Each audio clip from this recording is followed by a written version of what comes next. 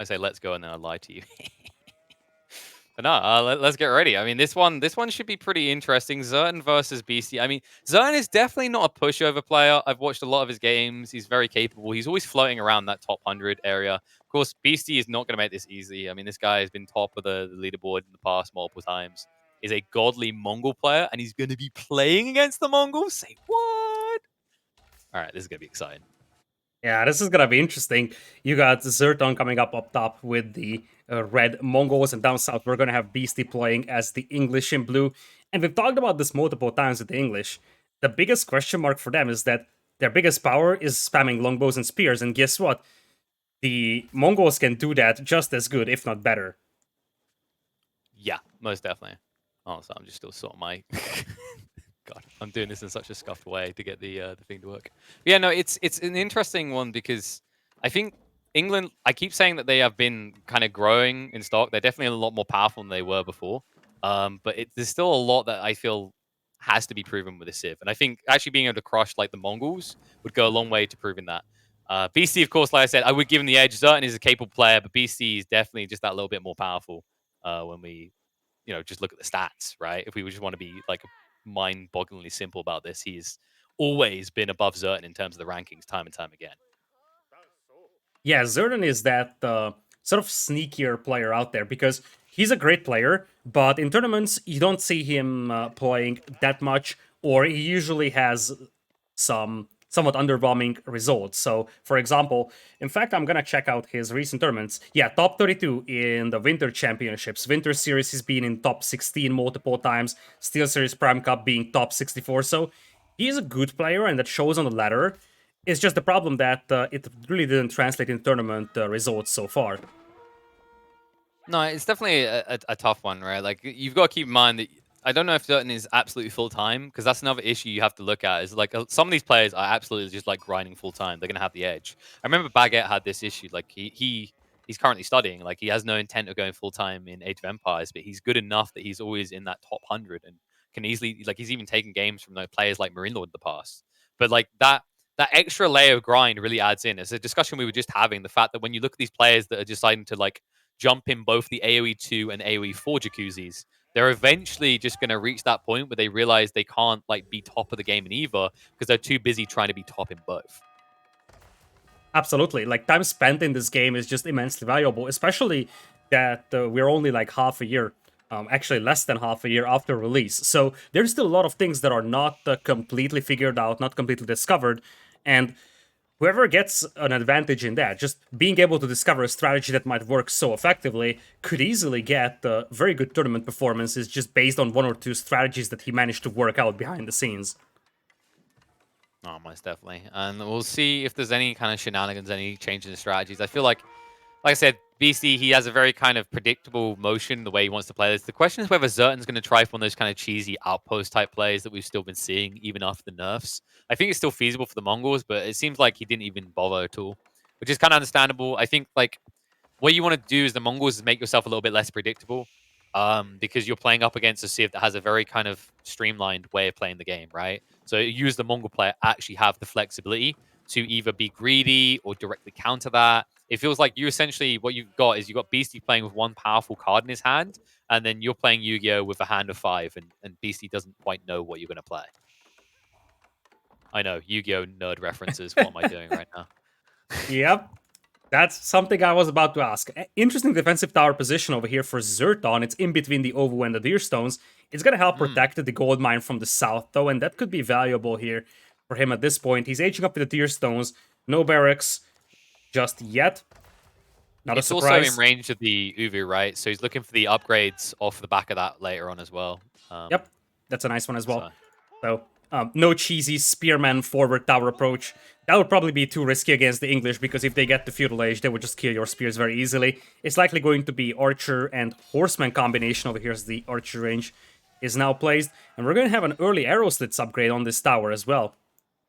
Yeah, I think the cost of scouts now has like kind of minimized the strategies Mongols have as an opener. Because it used to be that you could just spam out a stable, like drop a stable, spam out scouts, and then like outpost rush with that, right? It feels like that option has kind of been stripped away, it's because it's a little bit more pricey now. So it stunts your timing. And in conjunction with the extra 30 wood to build an outpost for the Mongols now, and the decrease in what you get from raiding, a lot of these kind of early all-in strats that Mongols have been utilizing have definitely lost a lot of value compared to where they were a month ago.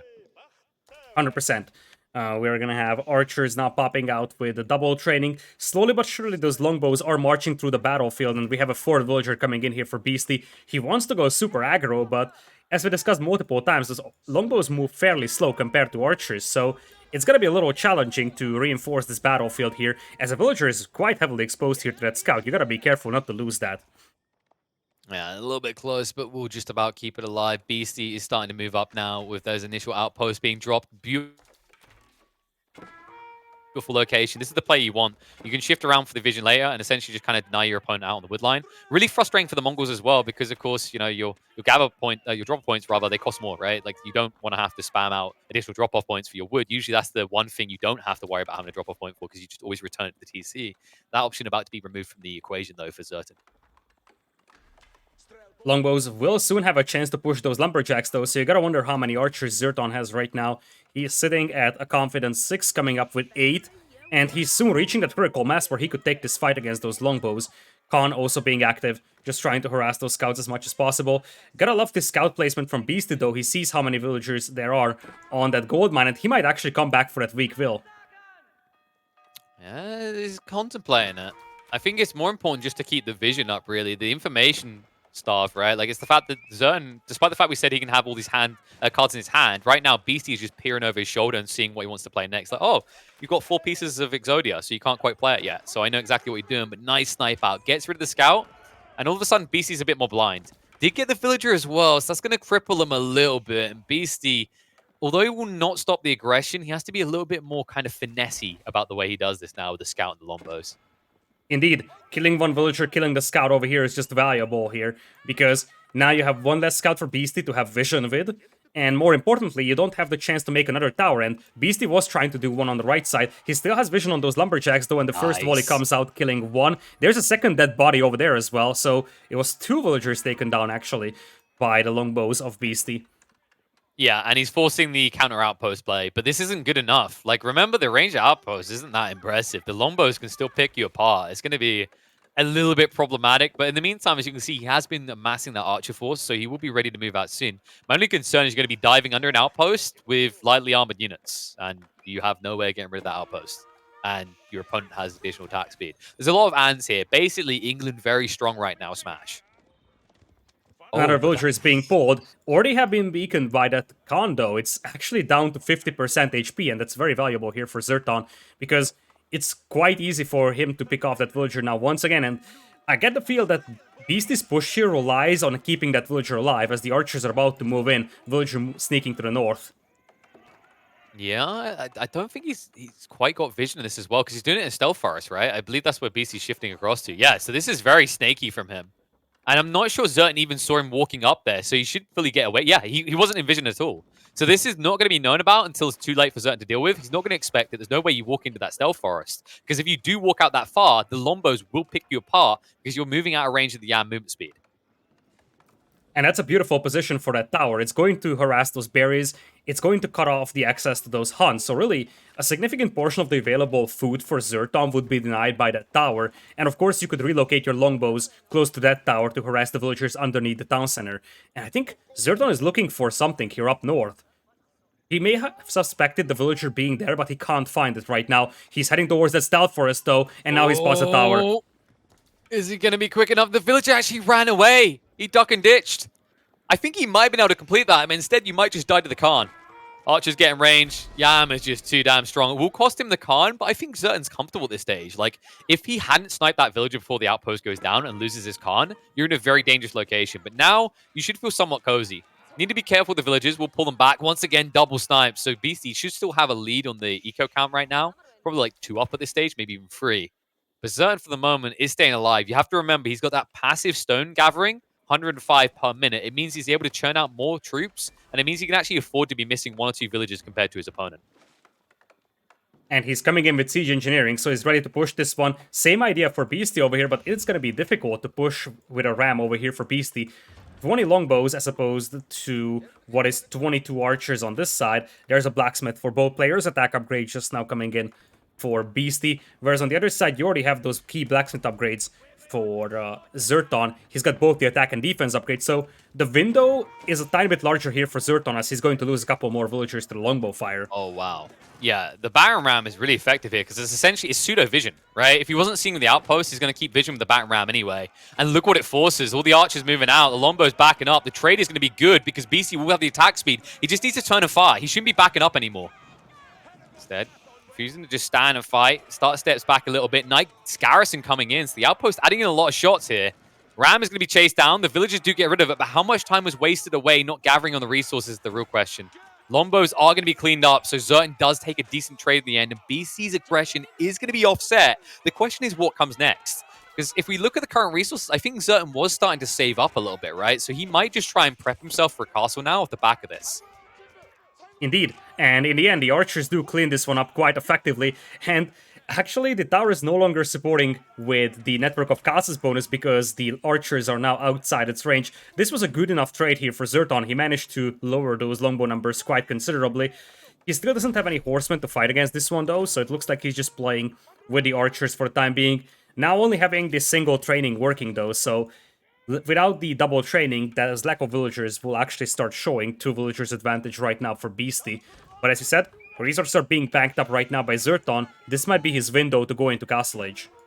Well, you see 1-2, right? You saw that immediate switch over. He's now got 9 people in the gold. He shifted like 7 additional people over there as soon as that play occurred. So he's prepping for this very quickly. In the meantime, the stone is going to buffer his military enough that he'll be able to continue to escalate his food. And if you look at Beasty's numbers, Beasty's not going to be anywhere near as comfortable just trying to scale up at a castle. Like you can see, he's very all in when he builds a secondary battering ram at this stage in the game. He has to be all in because he knows that if the English go for a full longbow play as the Khan gets picked off, it's very difficult for them to get to castle, whereas the Mongols, as we've discussed this multiple times, they have a very efficient economy, so it's rather easy for them to get to castle, as the longbows might once again be able to pick off a couple of vills. First volley comes out, kills one, a second one also gets taken down, but the ram is on the way. Yeah, that was the play he was investing in. You see the ram hasn't been complete on the other side. These outposts are equally important. The Yam movement speed is doing a lot of work for ZertoN, but of course the attack rate for BC, and also the soft reset point where he can save some of these longbows is important. But look at the sneak in! ZertoN, he's going on the offensive, and BC would not expect this at all. Not only can he pick off the villagers, he can start sniping the longbows as they trickle in. Outpost is going to be complete. Ram has almost got through the outpost, aggressively placed by Beasty, and Beasty is running back out of full back points quickly.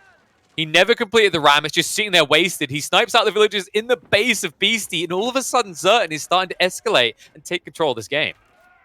And when you look at the villager counts, ZertoN has been losing villagers left and right, yet the difference is minor. Beasty is a tiny advantage, but as you said, the gold miners have been cleaned up, and the longbow reinforcements were intercepted, so suddenly you got about 15 longbows over here stranded, about to be sandwiched by 2 forces of archers here. Yeah, and this is no Saving Private Ryan story, okay? They're not going to go through hell and back to try and return these lads to the base. Beasty is just going to expend them the best he can, getting decent trades wherever he can. He's going to try and maximize the use of his battering ram, and then after that, he's going to look for a fallback point. He needs to try and scale. I think he's going to start to accept that this pressure has now failed, right? It served its purpose to an extent, but any more investment in this, it's just going to leave him behind in this game.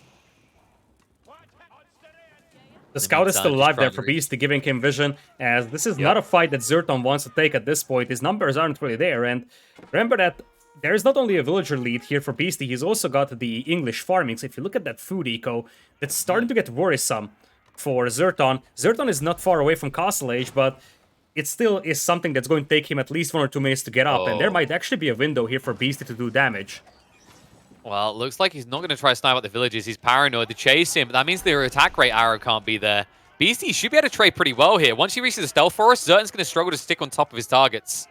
And more coming in. This is going to ambush him. He doesn't see this. And he's in too deep. Yam's running out soon. He needs to back up. It's going to cost him some more archers on the exit. And BC, instead of looking to scale, is going to double down now. It means he's definitely going to start to put himself on the clock, though. But so far, it's looking like it might pay off. One important detail, by the way, that BC hasn't been fully utilizing yet, which is really effective, and I've seen out of a lot of high-level England players, is the line formation. He could actually be picking off a lot more of these archers without exposing himself as quickly. But so far, it hasn't really mattered. He still manages to offset ZertoN's aggression time and time again, despite the fact he's not min-maxing what he can actually do with his English longbows.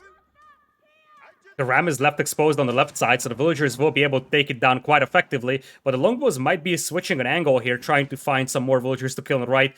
They try to probe this food line because they know that the other one isn't accessible right now for ZertoN. But in the end, ZertoN had nothing over there, so the ram goes down, and ZertoN once again able to access food, but still not getting up to Castle Age yet. Those last couple of minutes, and there was like tiny bits of resources missing, are just too slow for him at this point. Yeah, Beasty with the ram play, giving us an insight into what feudal drunk driving looks like, because that ram had really no place being there at all. Just will be a wasted 300 wood, and here it is. It's what we've been waiting for. ZertoN was delayed as he had to keep replacing the army, but he's teching up.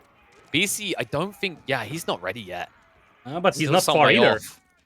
He's not far either, and look at that ram! Look at the ram! Guys, I'm defecting! Paint me blue! I want to work for you now! No! Death by a million arrows. He can't even move. Have you ever thought it's like kind of counterintuitive to kill wood by shooting wood at it? Kind of, I don't know, beating it with his own medicine, some sort of logic like that. But yeah, he will get rid of the battering ram. A completely wasted investment. I'm not really sure what the end goal for ZertoN was with this. I guess he just really stubbornly wanted to avoid building other military buildings for the moment. But I definitely think it would have been nice to have prepped with like stables just for the Lancer rush later on, especially considering that BC hasn't shown a single spearman yet.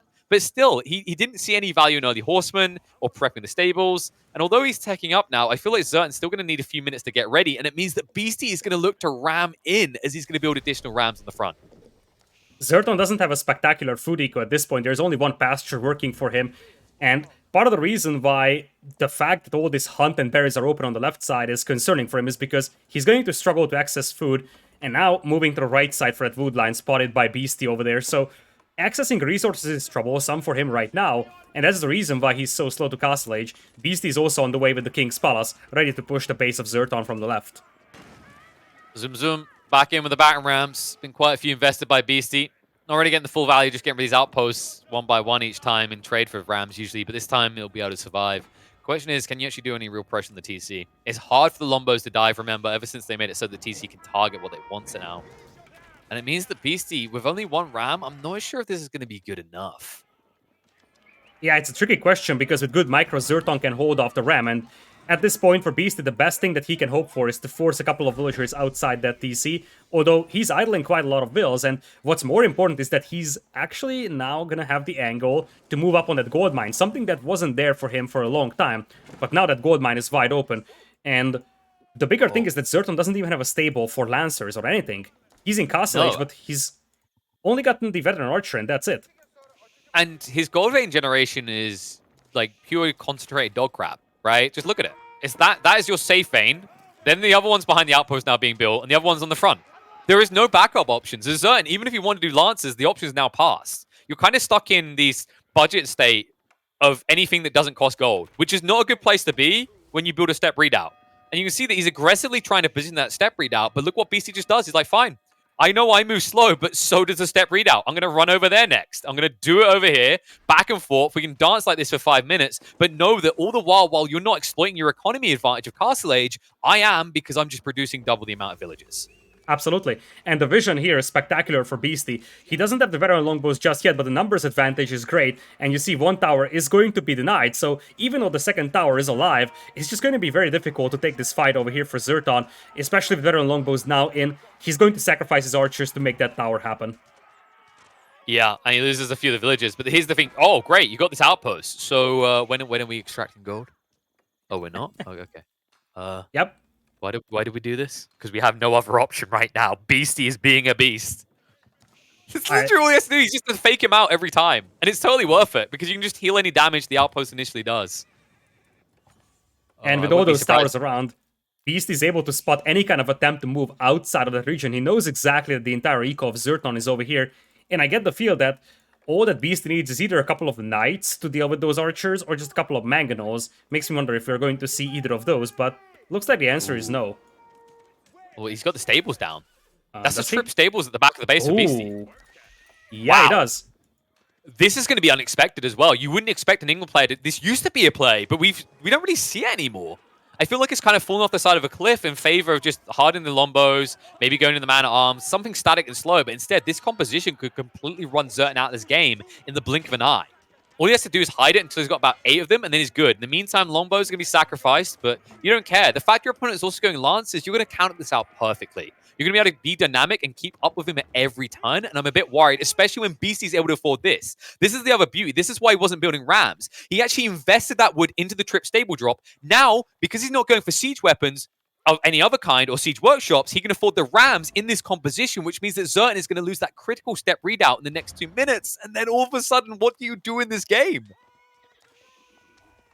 Yeah, it is difficult because, and as you said before, there is double villager training right now for Beasty, and as we go deeper and deeper into the game, that English farming is becoming more and more relevant. So now you got the army numbers advantage, the army composition advantage, and a massive eco lead, 69 villagers right now for Beasty. Nice. Very nice.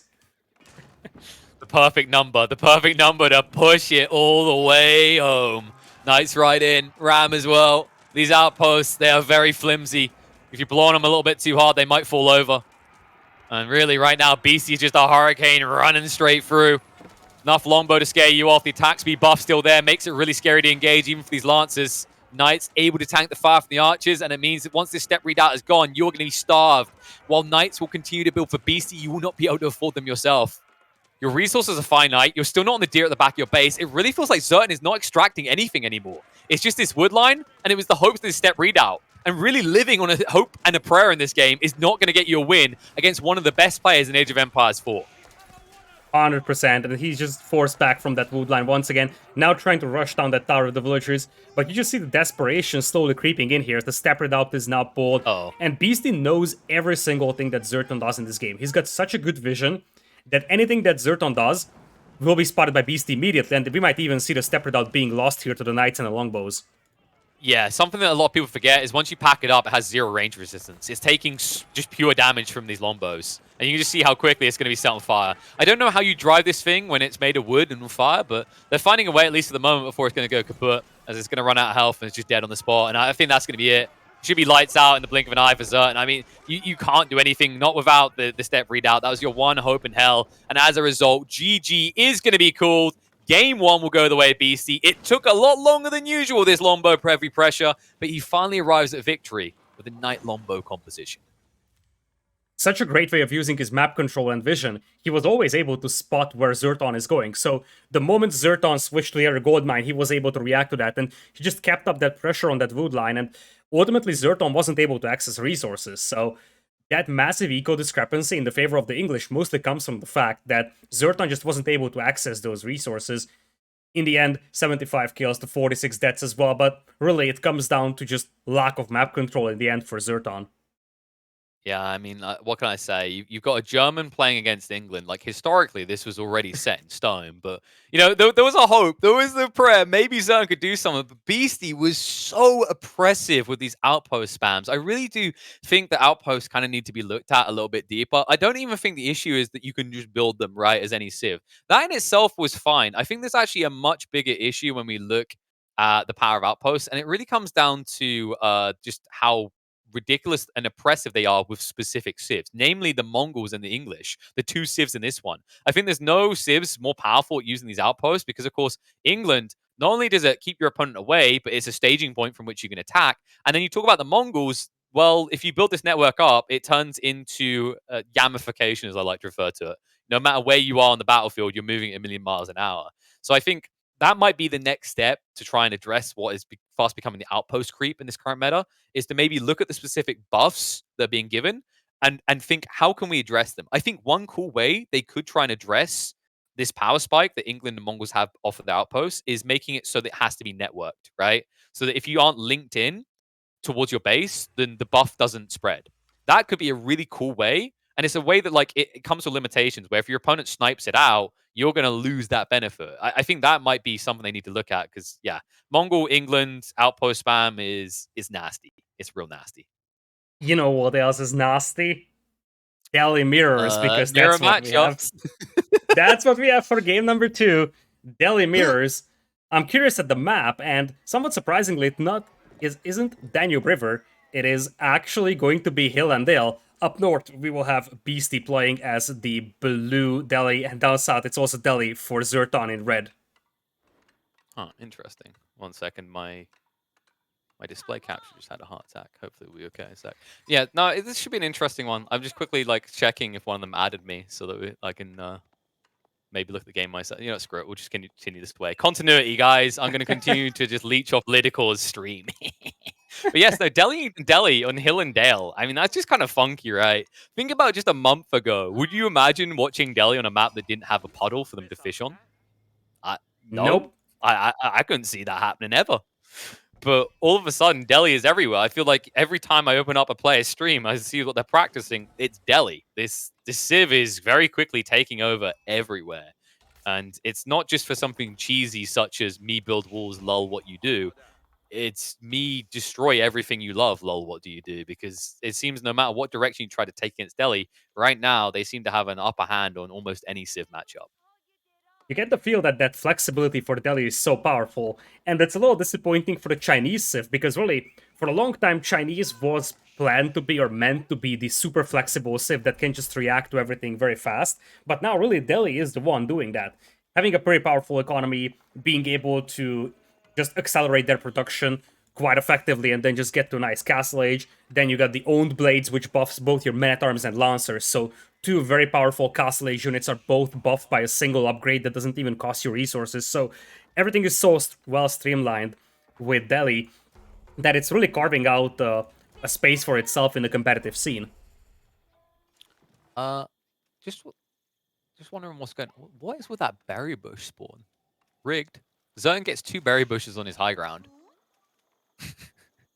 That's kind of funky, actually. I'm just looking at that right now. Yeah, it's to the left. Like it's snuck on the side. Technically, it's on his high ground. Oh, It's such a yeah. weirdly, easily defendable location. I was just kind of looking. I was like, "Where's Beasty's second one?" Because we always look for these things. I think Hill and Dale is a very interesting map for this in Melly. In the that's my way of saying Delhi and Mirror together. The mirror matchups. Delhi HRE is another fantastic one we've detailed today. You're looking for these kind of small edges, and you have to think like, what did Delhi want most? Well, obviously these days it's just berry bushes. The fact that ZertoN has 2 safe berry bushes to rely on, and I believe his deer site is closer to his TC, he definitely got the juicy spawn. It's right next to the berry, but like, what the? Come on!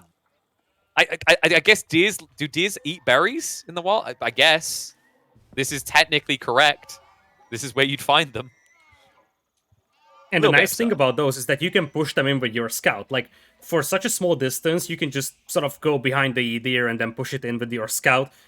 That's something that you can do for any distance, technically, but obviously the longer the distance, the more difficult it is. But when you have such a small distance to cover, you can just push them to the mill and have a super effective food eco there. So, indeed, better start here for ZertoN, that's for sure. He's coming up with the Dome of Fate with 4. Other side, Beasty only has 3 on it. Slightly worse map for Beasty, indeed. Although looking at the relic spawns, that seems to be rather even. Maybe the Sacred Side spawn is slightly better for Beasty. Yeah, that's the detail you're looking for. That's a critical one. BC can very easily like pen in ZertoN when it comes to securing the sacred sites. It should easily end up a 2-for-1 kind of trade, and I don't even feel comfortable about the location of the one sacred site near ZertoN. Like that's contested ground, so that could be where you get the edge. We have to remember that sacred sites are ridiculously oppressive for the Delhi, so there's a creeping smile on all of our faces when we know that it's Delhi on Delhi, and well, one of the Delhi players is going to lose because this strategy is disgusting. For those unaware, Sanctity is a research that lets you capture these sacred sites quicker and doubles the gold trickle. Usually you get 100 gold per minute. Instead, you get 200 gold. It escalates really quick. The way I always like to mathematically think about this is, let's say a villager gathers you 40 gold on average a minute. Well, if you capture 2 of these sacred sites, you have an additional 10 villagers in your economy, technically, because you're passively gaining 400 gold per minute. It is insane. It is disgusting. And actually, also, after the nerfs to fishing, like, this is the even bigger deal for the Delhi now. And this is why we see them on landlocked maps now. Absolutely. In Feudal Age, such a massive eco boost is just gigantic, as we got some scouts coming in here from Beast trying to stop that outpost, and this is a key part of ZertoN's game plan over here, getting that tower up, but I'm not sure if this is actually going to be finished in time. That is still 90% completion, the villager's at 14 HP only. It looks like it's going up.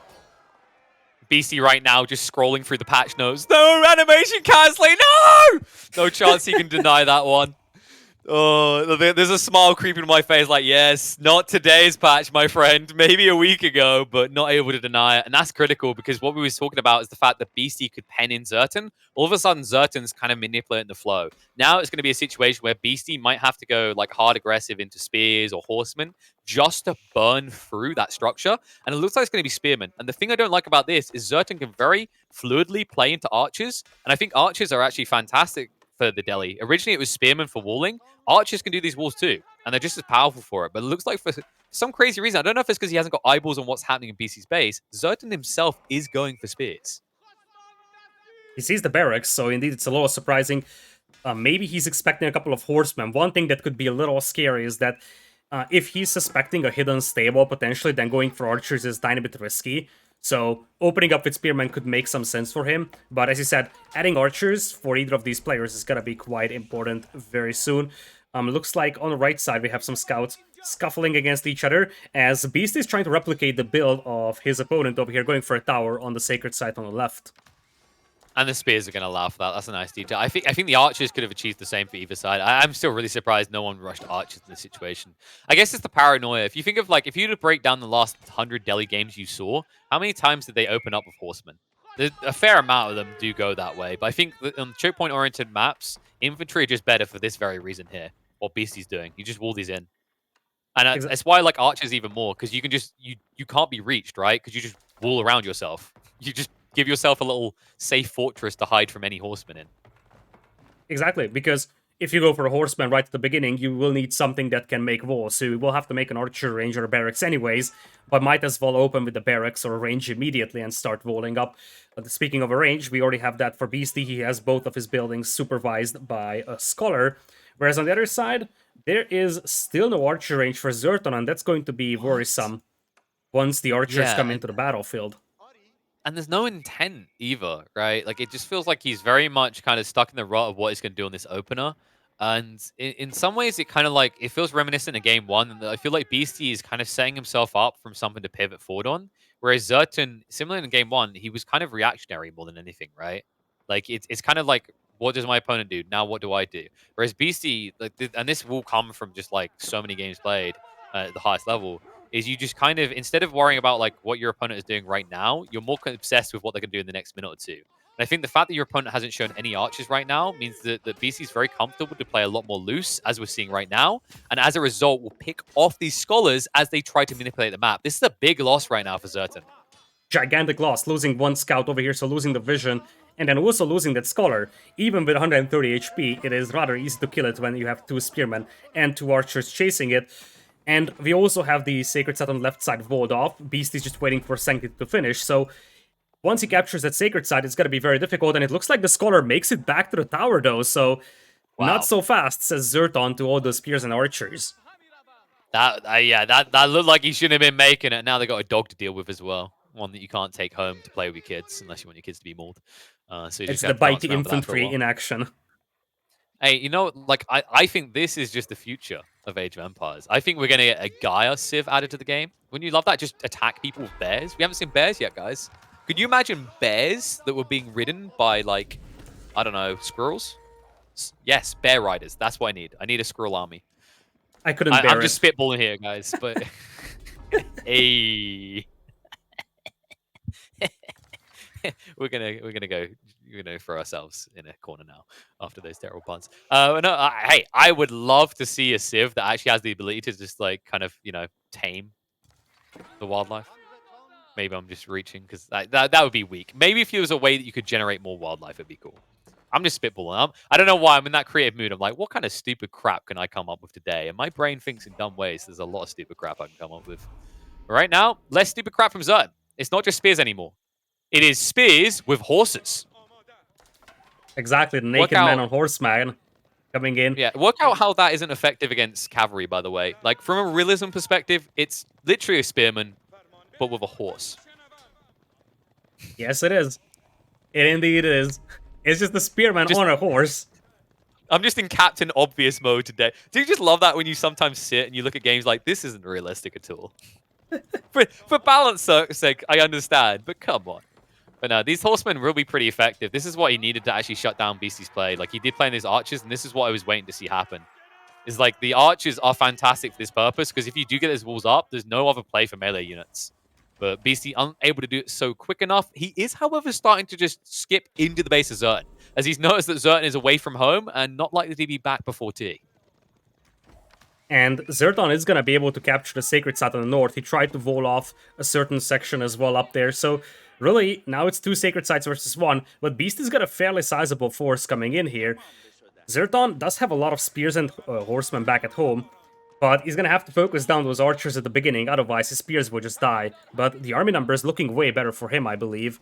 Actually, it's better for Beasty, but where are they? Yeah, that's what I was about to say. I think Beasty's better off. His composition is better as well, is the problem. Like, there's too many archers here. Yeah. It's concerning because these are bulky spears. And oh, no. Oh, the poor little scholar. He's like, I found the solution to eternal life. No, you can't return that. You can't return that to ZertoN. You can't have that info. Archers are a bit exposed right now. The Beasty out of position. He gets split up here. Uh-oh. Oh, that's troublesome. The horsemen were able to jump on the archers. Are they trying to fight or hug right now? His archers and his spearmen are just seemingly running into each other, but they are doing good trades against the spears, and that means he might clean up still. ZertoN, he thought he had an advantage here, but the spear count now in favor of Beasty means your horsemen are going to be turned into horse meat quickly. A chewy and gamey meat, but tasty once you get down to the bone of it, and that's exactly what the spears are going to do here. And more of them trickling in. It just feels like Beasty is getting so many more units out, and I don't know if ZertoN can keep up with this. And remember that those horsemen are very expensive here. Spearmen were taken down by all those archers, and at this point, those spearmen... God. Oh, look at that. 3 rams. That is brutal. When was the last time you just saw someone instantly, like, free ram that, right? Like, we don't... Usually it's 1 ram and you see how it goes. But Beasty, like, you know what? He's dipped his toe in the water. He's like, I can take a bath in this. He just full-on manly dives into it right now. And ZertoN is not going to be happy with getting splashes of Beasty all over him. I just don't know what ZertoN's play is right now. Is there any new military buildings being built? Because if there's not, like, I don't think this is good enough on its own. There's a range coming in, but just feels a little too late. Like, by the time that range becomes a factor, the Rams will already start pushing you, and you could be losing your stable, your barracks over here. And you're walled in on the right side, so you can't even escape. This is difficult for ZertoN. He has to wait and take one crucial fight. Yeah, but he's building heavy into the archery composition, right? And another ram coming out. He actually needs more melee. This is insane. Look at ZertoN's economy right now. If he built a marketplace, he'd be able to afford anything. Because Beasty has let him have 2 sacred sites this whole time. He's like, have it, I don't care. Because that only matters in castle, son, and you're not getting there. We're ending the game now. Choo-choo. Here comes the Rams. Horsemen moving out, trying to engage. Spearmen trying to actually move across to poke him. Rams are still up, though. Can't afford to lose the racks. You need more melee units, not less. I don't think ZertoN's going to survive this. I mean, even with those 2 sacred sites, like, is there any marketplace? I don't think he has a means to trade still. Oh my god. Nope, nothing. Oh. He just can't use the 1400 gold. What is up with today, Lidakor? It feels like a lot of these players right now are obsessed with gathering gold. They're just... I don't know what this is. Are they dragons? Are they Smeagol? Do they not like spending? Are they hoping to buy a house one day? Because whatever it is, they have a lot of gold and no way of using it. And he has no way of surviving this. This is so many rams. This is oppressive. Even the scholars here to keep the spearmen alive. ZertoN rushing out desperately with the peasants. He'll arm all the peasantry, but I don't think it's going to be good enough.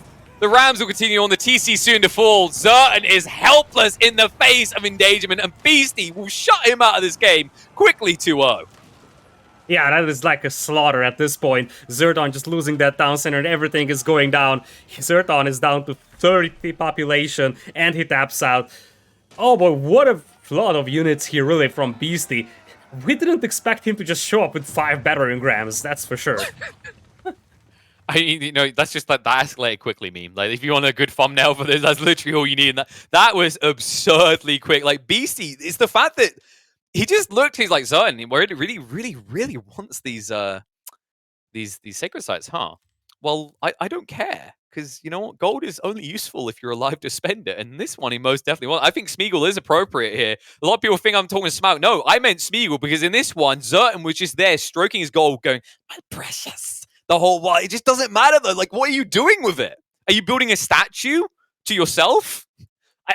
I feel like that's the missed trick here. I don't know if it's because of the panic, because obviously it's easy for us to sit here as armchair critics and sip our tea and go, oh, he should have done this, right? Because we're not under the pressure. I think in the moment, ZertoN kind of panicked, didn't realize what he really needed, which was a market, which would have solved all his problems and then maybe given him a chance back in this game. But instead, he doubles down on archer range. I think he had 2 archer ranges built in the back, even though I think he saw one of the rams.